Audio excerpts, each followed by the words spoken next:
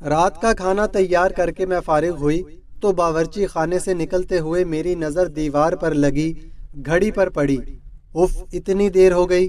میں نے جلدی سے سامنے صوفے پر پڑی چادر اٹھا کر اوڑھی اور گھر کی چابی پرس میں ڈال کر گھر سے نکل گئی۔ راستے میں ہی مغرب کی اذان شروع ہو چکی تھی۔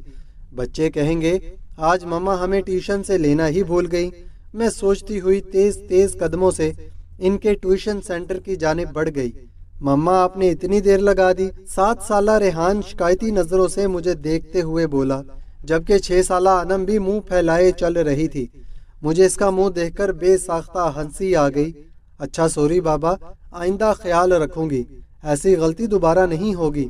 ہم تب مانیں گے آپ کی بات جب آپ ہمیں ہفتے کو نانو کے گھر رہنے دیں گی۔ انم ریحان کی شرط پر میں نے ہنس کر حامی بھر لی۔ جلدی چلو، تم لوگوں کے بابا بھی گھر آنے والے ہوں گے۔ میں دونوں کا ہاتھ